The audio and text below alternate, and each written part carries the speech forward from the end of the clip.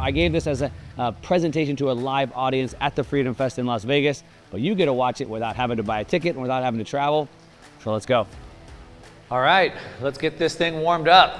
Thanks for coming in, appreciate it. Everybody coming? I appreciate everyone coming to the event, first of all, Freedom Fest. It's a pretty important topic. I would ask if you guys like freedom, but of course you do, we're all here. So appreciate you guys coming. It's my 3rd year I've been at Freedom Fest, and again, it's such an important topic. I love coming. I appreciate all of you taking the time and wandering into this little room over here to hear me talk. I'm going to talk about something today that I think should be super important to each one of you here at the Freedom Fest, and that is being a sovereign individual. And I was going to talk about the end of the International Monetary Order. Don't worry, we're still going to bring that in there. But I wanted to talk about being a true sovereign individual. And the way that I think about sovereignty is being able to direct my life as I see fit. How many like being told what to do when that's not what you want to do?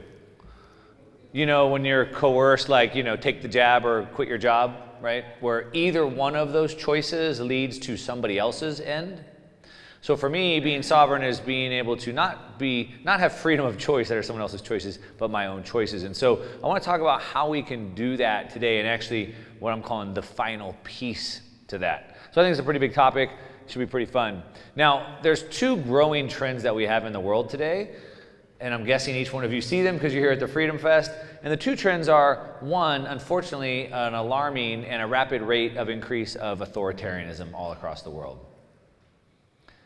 It's a trend, and it's trending the wrong way. We're seeing this in nations all over the world, and even here in the United States, the land of the free, a democratically state, supposedly, I know, a republic, but in this democratic state where you're supposed to be able to vote for your leaders, your representatives to rise to power, and here we might see an installed person taking Biden's place and become like more of a dictator. They're preaching to save democracy at the same time subverting it.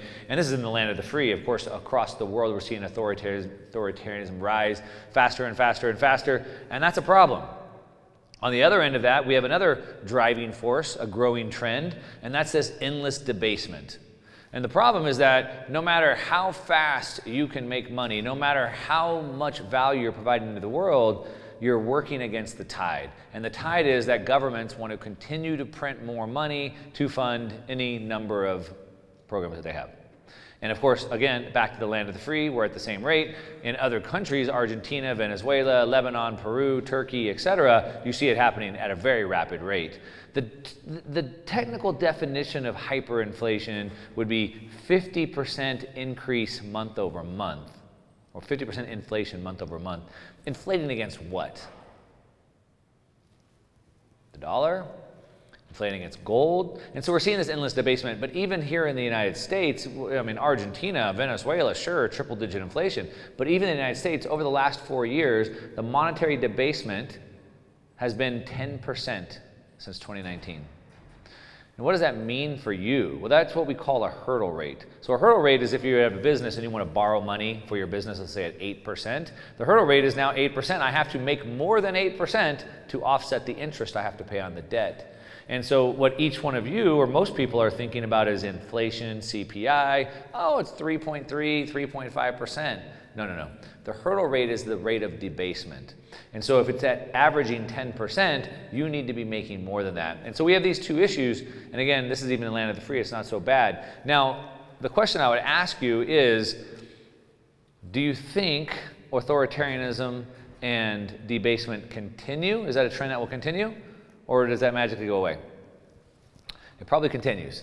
So let's talk about how we can protect ourselves from those 2 tides.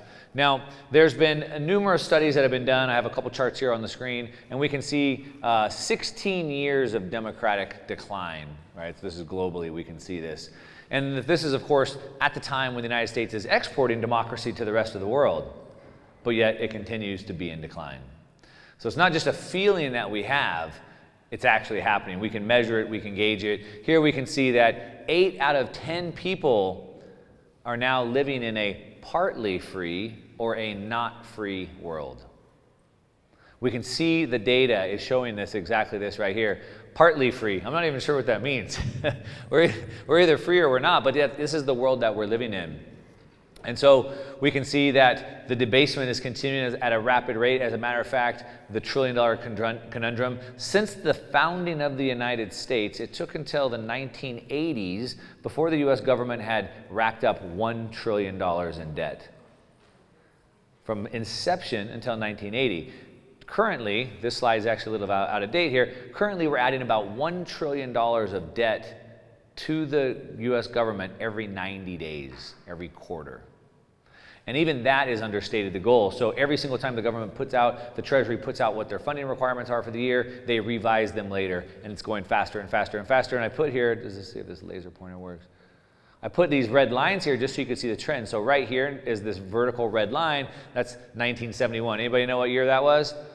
The significance of that, right? That's the year we got off the gold standard. And so you can see that this red trend line was tracking pretty horizontal right here, but right around 1970, you can see this trend line started taking off. And so you can see the rate of debasement is accelerating, right? It's going faster and faster and faster. Right here around 2000, the dot-com crash, it took a whole nother turn up.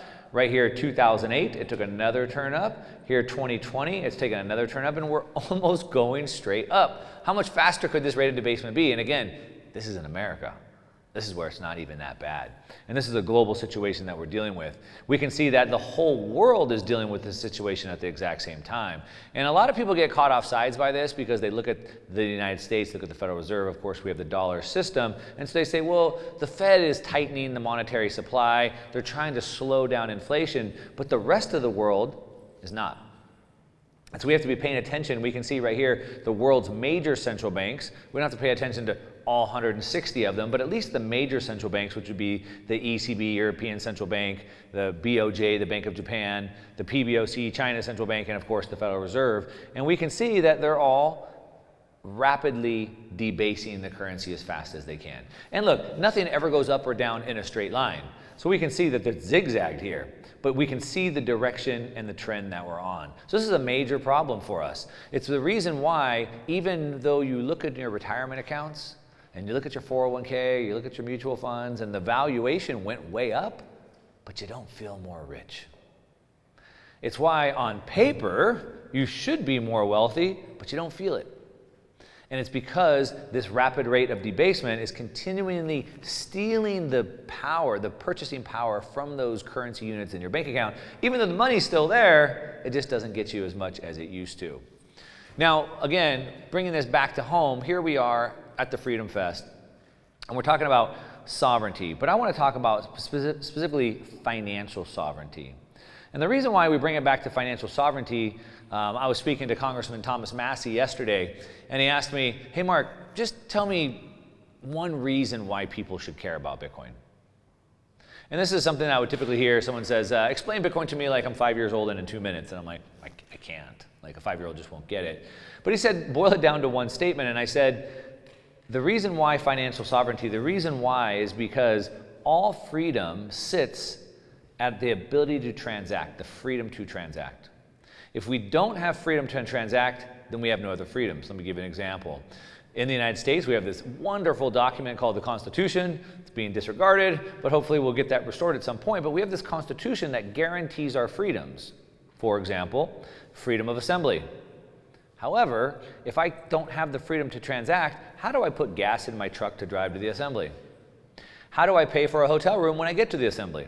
How do I get food when I go to the assembly? And so if I can't transact, I can't go assemble. We have guaranteed the freedom of speech, but in today's day and age of the information age, if I can't pay to get a computer to get on the internet or a phone, how do I have any speech? And so at the underpinning of all freedom comes the ability to transact, which of course they understand that, which is why they want to take that away. Now, there's a newspaper, or a website and a newsletter called Sovereign Man, and I pulled this off of their website, Sovereign Man, and these are some steps that they would recommend for each one of you to become a little bit more sovereign, to get more freedom in your life. And you walk around this show floor out here, there's no shortage of people out here offering you types of solutions for this as well. A lot of gold dealers are out here. And these are some of the steps that we'd see directly off of the Sovereign Man. This is a Shift Sovereign. And so they said, hey, number one, we should go online and you should buy a safe. Okay, why would I want to have a safe? Well, that way I could have assets in my control, that I could keep them at my location, in my custody, and I could try to keep them safe. Cool. I should get some physical cash. And I should probably put that physical cash in the safe. And then I should buy some gold and silver coins. That's how we get more freedom right now with 3 steps. And the thought process behind this is that, well, if I have custody, if I have control of these assets, then nobody else does. That would be what we call counterparty risk. If I leave my cash in the banks, then my money could be at risk in the banks. If I leave my gold in a safety deposit box, that gold could be at risk. But if we take a step back and think, what is it that we're really trying to do here? What is it that we're really trying to do? Well, as I said, right, we're trying to take custody. We're trying to remove that counterparty risk. Well, we have to understand that all of our assets actually have this. All of our assets actually have counterparty risk. So what am I talking about? Well, we can see this across, so let's just start on the right, financial assets. There was a world, maybe some of you remember this world, where like stock certificates actually used to be physical certificates, and you actually used to have that physical certificate. Today, you're not allowed to own stocks anymore. Do you guys know that? You think you own stocks. You might have Tesla, Apple, Google in your account, but technically you don't own that. Legally, that stock is owed to you. It's a big deal. It's a big difference. Anybody heard of that book, The Great Taking? I've asked about that recently. Nobody here? It's pretty interesting at this conversation. Usually this conference, people ask me about that. But in The Great Taking, he basically breaks this process down. But we don't have this instrument, this stock certificate anymore. Now it's owed to me. We're in a debt-based system, a debt-based economy. And so if that broker doesn't want to give me that stock, I don't get it. The same as the money in the bank. The money in your bank is no longer your money in the bank. That money in the bank is now owed to you. And again, usually it's not that big of a deal. But legally, it is if something were to happen to that bank. And it's also a problem when that bank doesn't want to allow you to even access your own money. I gave a talk in another room yesterday, so I won't go back through the whole process. Some of you are here. But currently, I'm in the process of raising money. We have a publicly traded company we're launching. It's licensed, it's regulated, it's launching on the Toronto Stock Exchange, and we're raising money. And one of our investors in the company is banking with Fidelity, and he's trying to wire money from his Fidelity account into our company, into a regulated public entity, and Fidelity told him no. They said, well, we don't know what this money's for. Can you give us some information? He pulled up a website. Well, we don't see what this is really for. Okay, we need to understand who these people are. How do you know them? He went through this whole process, multiple levels of authorization. And he said, finally, look, hey, I need to get this through. The deadline's coming. And they said, we don't see it's going to be possible for us to send that money for you. His own money in his own bank. And it happens every day. People get their bank accounts shut down. My friend Dr. Joe Mercola, probably a lot of you know who he is. Not only were his bank accounts shut down, the people that worked for him, his bank accounts were shut down, and even their family members' bank accounts were shut down. So we see that happens all the time. Real estate, same thing, counterparty risk. Of course, you own your house, hypothetically, just don't stop paying your property taxes. We can see what happens with that. As well as a house isn't really very portable. And then, of course, gold. Now, for the most part, we can have a few ounces of gold in our home safe. Any more than that, it's probably going to need to go into a vault somewhere. And that's a big problem. Because once I put that gold in a vault, again, it's no longer in my custody, and I've now introduced counterparty risk. Now, I'll kind of set the stage to understand where we're at in this society today, where we are under this threat of authoritarianism that want to tell us what to do, and we have this rapid debasement. Some solutions would tell me that I should get a safe, I should get some cash, I should get some gold, and I should hold it. But the problem is, if we step back and go, what is the actual problem we're trying to solve, we might see there's another solution. So what I want to do is just run quickly through here. What is even money? And a lot of people think they understand what money is because we all use it, we all depend on it, and everything that we have in our society is denominated in dollars, it's in money. But if we think about money specifically, I like to say that nobody wants money. I said this at lunch just now earlier, and they said, what do you mean nobody wants money? Well, we don't want money. We want the things that money buys us. We want the goods and services that money buys us. We don't want the money itself. It's just a placeholder until we're ready to deploy that. And if we understand that, then we can understand that it's sort of a medium of exchange. It communicates value. It's a way that I can trade that money, that good, for something that I want. And when we understand that, we can see that throughout thousands of years of history, we've had all different types of money. And money is a natural and emergent process. And so we've had rocks, we've had feathers, we've had seashells, and of course we've settled on gold. And gold has been that form of money for now 5,000 years. But what we can see is that it's this emergent, it's this evolutionary process. And so it sort of looks like this. It starts down here at the bottom as a collectible. Oh, look at this rock. This is a pretty rare rock. This is pretty cool. Maybe I'll collect it. Look at this feather. It's pretty rare. Look at this painting, whatever. It's a collectible. Now, if this collectible is able to make this next evolutionary step, this next emergent step, it could become just a random rock or a feather, and it could become a store of value. And so we see today, many of the rich people, billionaires, etc., they store their wealth in collectibles today. Fine art, watches, old cars, things like that. And so we see a lot of wealth, about, I believe, $6 trillion is parked just in those collectible assets right now in the world today. But here's where we get to the next step. Maybe sometimes if there's a collectible that becomes a good enough store of value, it could potentially maybe emerge to the next final step, which is a medium of exchange. And we can start to use that collectible, that store of value, to exchange for other goods and services, if it has the right attributes. We're going to come back to this in a second. And then maybe, potentially, if it was a medium of exchange, it could move to the final step, which would be called a unit of account. All right? And so this is how we've seen things. And of course, the dollars were based off of a unit of account of a measure of gold. Obviously, the pound sterling talked about a pound of sterling silver. Just a month ago in Russia, President Putin had a meeting, the St. Petersburg Economic Forum, which is their counter to the World Economic Forum. And they introduced at that meeting a month ago that they are going to launch their own BRICS currency. We've been hearing about it for years. They finally announced it. And they're going to call this new currency, it's going to be called the unit. And that unit will be backed by 40% by a weight of gold, not a dollar amount of gold, but a weight of gold, and 60% to a basket of currencies. But again, it becomes a unit of account. That's the final stage. But only if it has the right attributes. This is another page that I had taken from Peter Schiff off of his website, and this goes back all the way to, I believe, Socrates. But in order to have a good money that becomes a medium of exchange, it has to have the right attributes. Otherwise, it stays a collectible. It never makes the emergent step, which would be it needs to be durable, portable, divisible. It needs to have intrinsic value, fungible, scarcity, salability, etc. So, for example, it needs to be durable. Bananas would be a horrible form of money. They go bad in about 7 days on your countertop. They need to be portable. They need to be divisible. So like a Mona Lisa works as a store of value. It's gone up in value, but it's not a good medium of exchange because I can't divide that Mona Lisa down.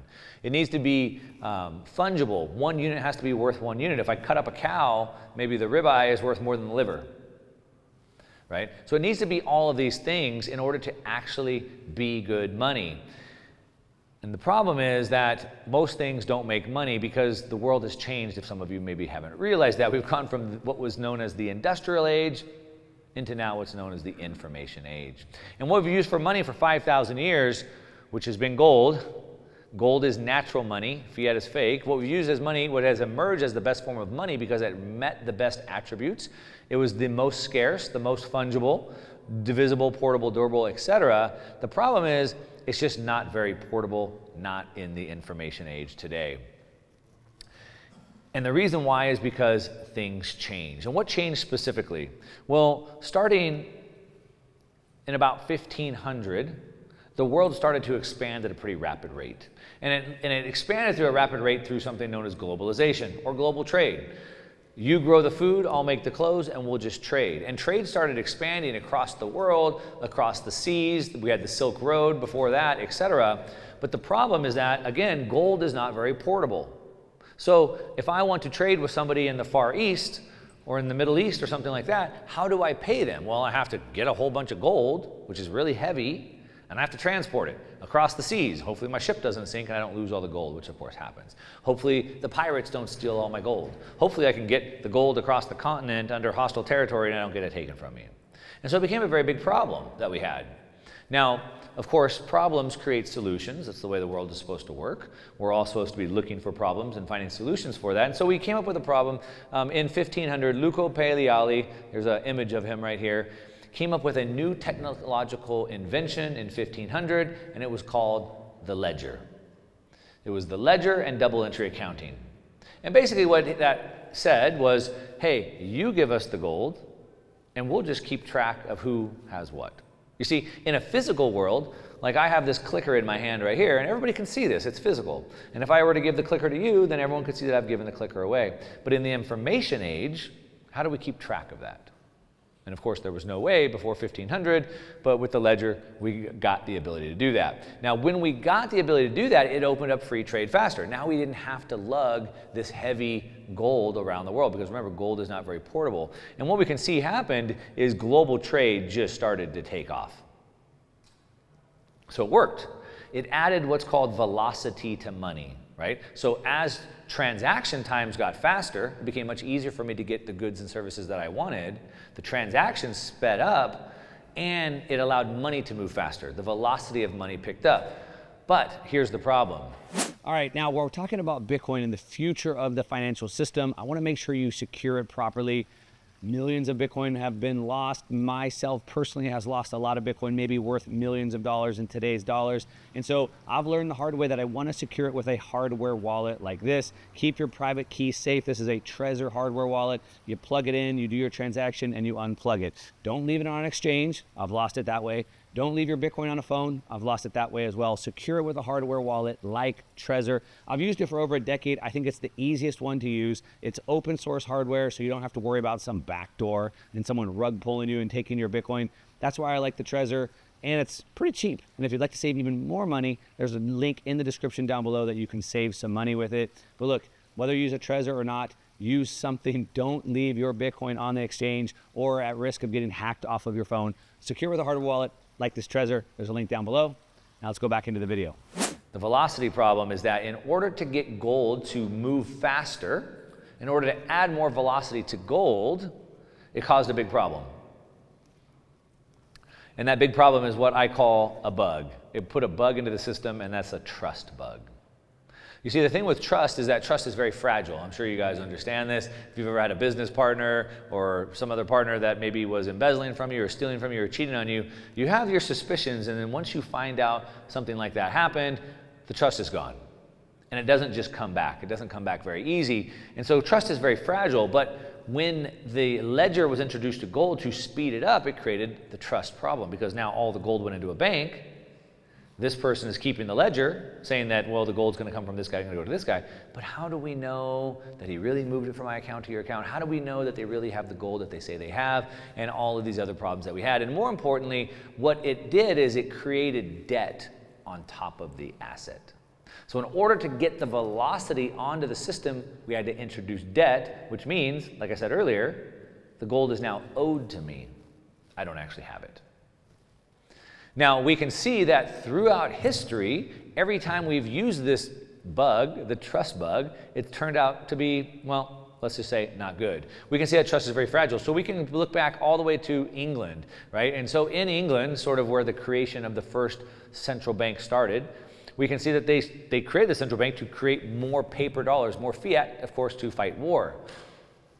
And then what they had to do is, because they had printed so many dollars, they didn't have the gold to back that up. So what they do, they suspended convertibility. You could no longer redeem those dollars for any gold. They printed a whole bunch of fiat, and then don't worry, we'll go back to gold, we'll get your trust back, and then we'll suspend the convertibility again, and they went back and forth and back and forth. In the United States, I'm sure most of you guys know here at Freedom Fest, but in 1933, the United States government seized all the gold. So remember, gold is heavy, gold is slow, gold's not portable. Just put it in the bank. Don't worry. We'll just mark it on the ledger. And it's the same thing as gold. We'll give you these paper gold certificates that are, again, debt instruments, IOUs, claims to the gold that you have in the bank. And that worked out pretty well. That allowed for the U.S. economy to flourish. But the problem was, again, we trusted the government, we trusted the banks, and they printed way too many of the paper claims. Didn't match up with the gold in the bank. The problem is they owed the gold, so what'd they do? Well, they just took it from you. And they didn't even just take it from you. I wasn't alive at the time. Most of us weren't. They didn't take it from us, but they also made it even illegal to own. Remember, they, the authoritarians on the rise, don't want you to own anything. You can't own your stocks. You can't own your bonds. You can't even own the cash in the bank. It's all owed to you. So we saw that in 1933. Again, somehow we continued to trust the government. They continued to print more paper certificates than they had gold in the bank. Leading into the 1960s, the governments of the world realized this and said, we don't want these paper certificates anymore, we want the gold. They started reclaiming the gold, and then President Richard Nixon in 1971 the United States defaulted on what they owed. We're not going to give you the gold back, but we'll give you a bunch of these funny money paper gold certificates back. Then we saw, we can see it in China. Like China supposedly has, 30,000 tons of gold, but in an audit, they were found to have a whole bunch of fake gold. Tungsten, painted gold bars, right? And so over and over and over and over, we continue to see how this trust bug continues to get exposed, but yet for some reason, we continue to trust it, probably because we don't really have any other option. We saw the United States seized all of Venezuela's gold. Actually, it was the UK vaults seized all of Venezuela's gold. It wasn't in their own vaults, it was in the UK, and the UK seized it. Again, it wasn't in their possession. We saw the United States seized Afghanistan's central bank's money, I think about $7 billion. Anybody remember the Canadian truckers that went on during the pandemic? A peaceful protest, they just started freezing all their bank accounts. And then finally, what I believe is the final nail in the coffin, if we'll call it that, was the Russia bank accounts got frozen. And just recently, they decided to go ahead and auction them off.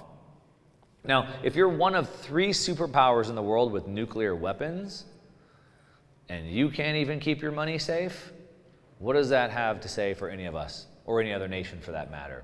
So every nation on earth was basically put on notice. Well, if Russia's money's not safe, none of our money's safe. I think most of us woke up during the Canadian truckers, but the whole world woke up when the Russia situation happened. And so we realized that trust is gone. So where do we go from here? And this kind of brings it back to the topic of the conversation, which is the end of the international monetary order that we have. So where do we go from here in a world where it depends on trust, but trust has been completely ruined over and over and over and over again? It's like an abusive relationship. Why would we continue to go back and trust them? So where do we go from here? Well, what we're seeing right now is most of the world, the BRICS nations, which make up more than half of the world's population, are moving to something like back to a commodity money. So gold was a commodity, right? It's a physical property that came out of the ground. And they're moving back to that. So we see that now nations like Saudi Arabia are trading oil outside of the US dollar.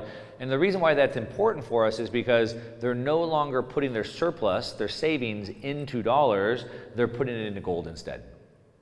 We're seeing China go around and buy half the lithium mines in the world. They'd rather have the lithium in the ground than the dollars. Even GM, General Motors, spent $650 million on a lithium mine. They'd rather have the lithium in the ground than the dollars. What does that tell you? It tells you that they think that lithium will be more important than dollars in the future. It will cost us more dollars in the future to buy that lithium. I'd rather have it now. We see, it's part of the reason why we see the OPEC nations wanting to put less oil out of the ground. They'd rather keep the oil in the ground than hold these dollars that are required to have trust on them. And so the world finds themselves at this inflection point right now.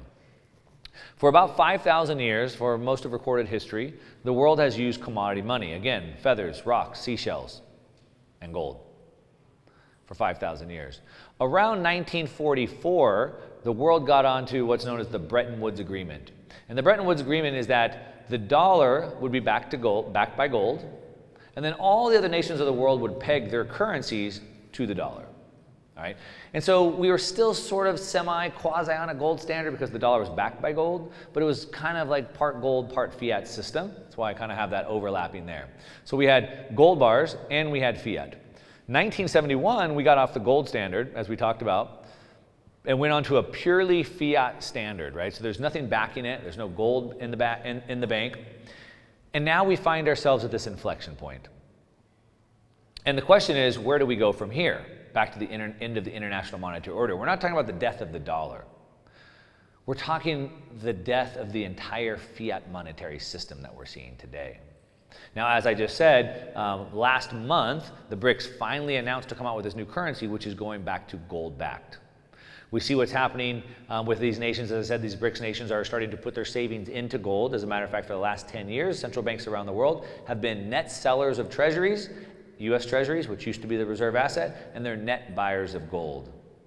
And so we can see this trend where trust is lost. They don't want to buy U.S. Treasuries if those are going to be taken from them, nor do they want to buy U.S. Treasuries because they know they're going to be debased at the same time. So I guess we'll just go back to the way we used to do it, and we'll go back to commodity money. I'll take the gold, I'll leave my oil in the ground, I'll buy the minerals right now while I still can.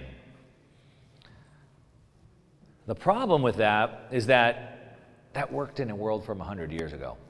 That worked in the industrial age. And so it's what I call de-evolution. We're not evolving. So while the world is globalizing, while technology is changing the world that we're in, because trust is lost, the option is we go back to the dark ages, not the dark ages, maybe more like the stone ages, and we have to trade physical rocks. Old school. Or there could be another option. Now, before we jump to the other option, let's just talk about how this works. Let's just set this up for a minute. So there's a lot of people talking about going back to a gold standard. Like I said, Russia's talking about going back to a gold standard. Of course, you have lots of people, Peter Schiff, talking about going back to a gold standard. So how would this work? Let's talk about this for a second. So remember, we don't want the money. We want the goods and services that money buys us. And so really, it's just a medium of exchange. If we were going to go back to a gold standard, what we would do is we would look at all the dollars that are in circulation, and we would divide it by all the gold that's in circulation, which would give us a new dollar price of gold. So before we got off the gold standard, well, let's go back to before they, well, okay, so it's $35 per ounce of gold. So that means that there was supposed to be only $35 for every 1 ounce of gold that was in the bank. But now they've printed so many more dollars. So we now have to go, okay, here's all the new dollars we have divided by the gold. So we can see in the US, supposedly, Fort Knox has about 8,000 tons of gold, supposedly. We haven't had it audited. I don't know. I'll let you guys decide if that's true or not. It's about 282 million ounces of gold.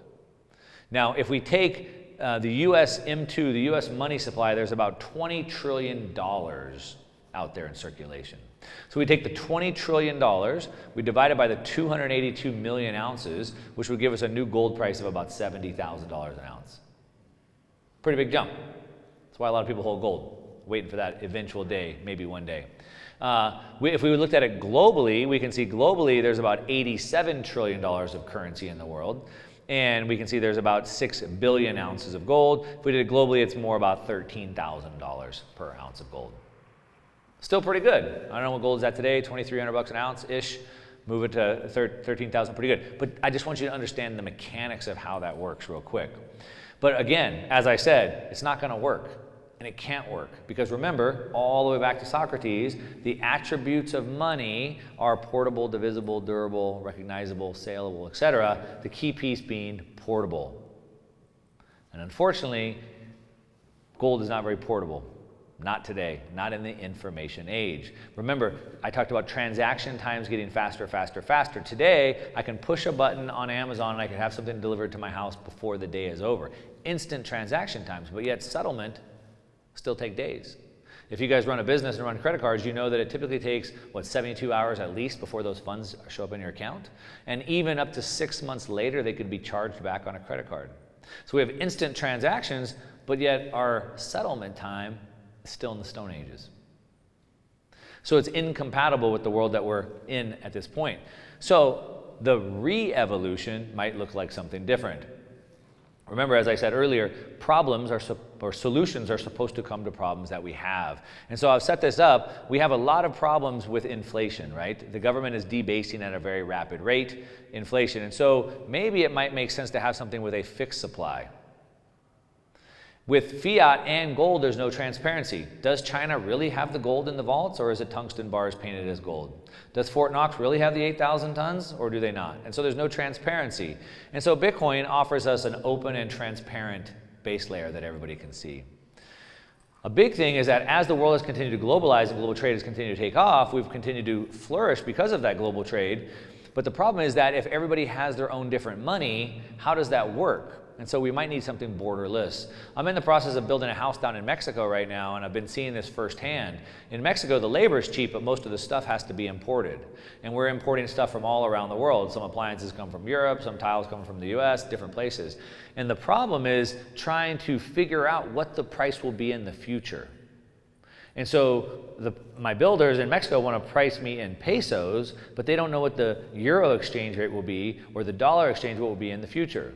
Even at the gas station, they're speculators. So the official exchange rate is 18 pesos to $1, but at the gas station, they give me 17. Because they don't know what the exchange rate will be in a week by the time they get those to the bank and change them in. And so everybody's forced with all these different dollars, all should be controlled in these borders, so we need something borderless. The big one that I've been talking about here is this permission system. So in order to use the fiat/gold system, it requires permission to join. And a lot of people don't know, if you haven't left the United States, is there's 1.5 billion people in the world right now today, 1.5 billion, I should say, adults, not people, 1.5 billion adults who have no access to banking because they don't have permission to join. If you open a bank account, you know it takes a paperwork stack about that thick, and they don't have that. So for example, they just happen to be born in a country that has sanctions on them. No bank account for you, like the soup Nazi on Seinfeld. Maybe they had to flee their country because it got bombed and they don't have the paperwork they need to get a bank account. No bank account for you. Maybe they live in a country, half the world lives on less than $5 a day. Maybe they don't have enough money to pay for a bank account every single month. No bank account for you. So the world, it has this permission system, so we might want a system that's permissionless. Like with Bitcoin, where I can just download an app right now, we can instantly send and receive money, instantly. And then ultimately we have this trust ledger, the bug that I called it, the trust bug that was put in there. And so whether it's back to fiat or whether it's back to gold or back to any commodity for that matter, it's always going to require trust. Does this person really have the gold they said they have, and can I trust them to give it to me? Like those movies, like the drug deal, like give me the money, no, give me the drugs. So like, how do we work in a world like that? And so it might make sense that we have a system that's trustless, that we don't have to trust. And then ultimately here at Freedom Fest, we'll talk about centralized control. So all fiat, all gold requires that centralized system that somebody manages it. And so ultimately, in a world where trust is lost, in a world where we can no longer trust each other, what we need is a decentralized system that nobody can control. You see, I talk about the BRICS having their own currency. Each one of those own BRICS nations wants to use their own currency, but none of them trust each other. Well, I certainly don't want to trust the United States to hold my money anymore, but I don't really trust Russia or China either.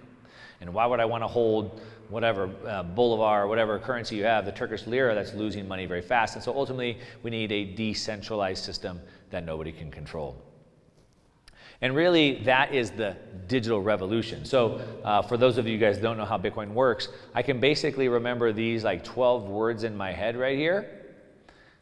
And I can get on a computer anywhere in the world, plug those 12 words in, and have my entire bank account, my entire balance with me instantly. A system that nobody controls, a system that nobody has access to other than myself. It's a digital revolution. We've seen everything become demonetized or dematerialized, I should say, books, music, movies, etc. And the last thing left we finally have is value. Now, real quick, I'm running out of time. I got like 2 minutes left. Let's talk about where it's going. Because a lot of people, maybe the most common question I hear is it's too late, it's gone too far, maybe I should try to find something cheaper and something like that. Now, there's a whole bunch of ways we can think about Bitcoin's future value. One way that we do it, I run a fund, you can see it marked down here, Bitcoin Opportunity Fund. It's a venture fund. And the way a venture capitalist would invest money is you're trying to invest into a startup and imagine how much this company could be worth in the future. And you think about it in a way of how much value is it going to pull? So if I was going to invest into Uber, how much value will it pull from taxis or from limos or from vans, etc.? And so if we think about Bitcoin, Bitcoin's a lot of things, but it's not competing against new technologies. What Bitcoin's competing against is value itself, which is why I wanted to build that up from the beginning, right? It's competing against value itself. And so if we think about it, people store their wealth, store their value in a lot of things, like gold, for example. It's about a $12 trillion market cap. Cars and collectibles, I told you it's about $6 trillion. Fine art, $18 trillion. A lot of people hold their wealth in the stock market, your 401k, your mutual fund, $115 trillion there. Real estate, obviously you have your house, but a lot of people invest into real estate as well, $330 trillion there. Bonds, $300 trillion. That adds up to about $900 trillion of assets that people just use to store their wealth, just their savings, if that makes sense. So then we might ask ourselves, from a venture capitalist perspective, how much value do I think that a new store of value that might be superior to all of those things might pull? Well, maybe it gets a little bit from gold, maybe it gets 5% from collectibles, 5% from art, maybe it pulls 15% from the stock market, 15% from real estate. We're not saying it's going to take 100%, but maybe it pulls a little bit from each one of those. About every 50 years, we have a new technology that changes the world, and so this is where we're witnessing Bitcoin take off right here. And ultimately, again, are we too late? New technology cycles work in these 50-year cycles like this, and we are right about here right now, so it's just barely getting going. We're right here about 2023, 2024, and it's just getting going. And I'll leave you with this slide. So the creator of Bitcoin, Satoshi Nakamoto, he left us a lot of messages on message boards, and he left this quote right here, and he said, "It might make sense just to get some in case it catches on." So I'll leave it at that. I ran out of time, so I don't have any questions, but I'll be hanging out if you have any. So thank you.